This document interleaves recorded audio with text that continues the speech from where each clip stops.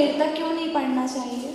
जो हमारी भारत की विचार संहिता है, उस विचार संहिता में शाम को 6 बजे से 9 बजे तक रौद्र पहर शुरू हो जाता है। कौन सा पहर?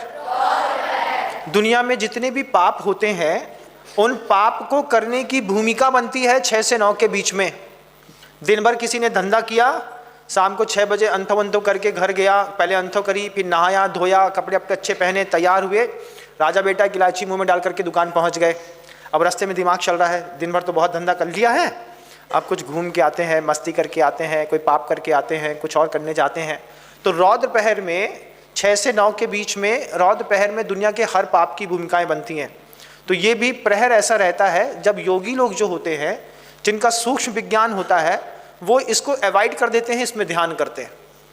9 बजे से लेकर के 12 बजे तक का राक्षस प्रहर होता है। राक्षस प्रहर में दुनिया के क्रूरतम कृत्य होते हैं। शराब पीने वाले रात को 9 बजे के बाद, किसी का बलात्कार होता है रात को 9 बजे के बाद, कहीं जुआ खेलने जाना है रात को 9 बजे के बाद, किसी की हिंसा हुई रात को 9 बजे के बाद, किसी के यहाँ चोरी हुई रात को 9 बजे के बाद। तो 9 से 12 का राक्षस प्रहर हो गया, इसके पहले का रौद्र प्रहर हो गया, उसके बाद 12 से 3 तक का हो गया गंधर्व काल। जितने भी भवनवासी भवनत्रिक के जो देव होते हैं वो पूरे वायुमंडल में घूम करके मंदिरों में जाते हैं, घंटे बजाते हैं, ये करते हैं। फिर 3 से लेकर के सुबह 6 बजे तक का होता है मनोहर काल। ये 3 से 6 का मनोहर काल पढ़ाई के लिए सर्वोत्तम माना जाता है।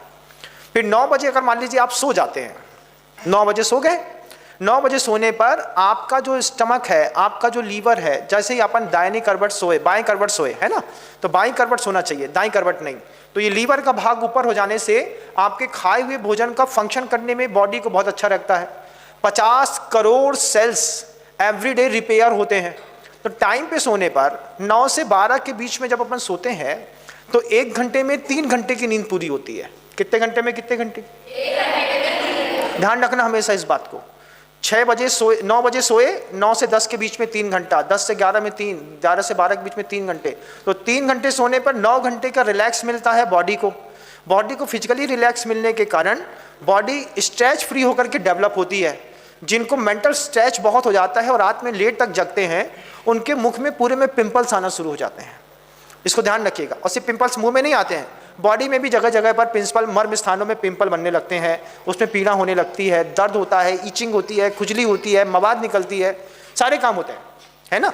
तो अपन क्या करेंगे, कोई बात नहीं, छोटा बेबी 9 बजे से, हंसते हैं यार अपन लोग, 9 बजे से 12 बजे तक में 1 घंटे में 3 घंटे का कार्यक्रम हो जाता है।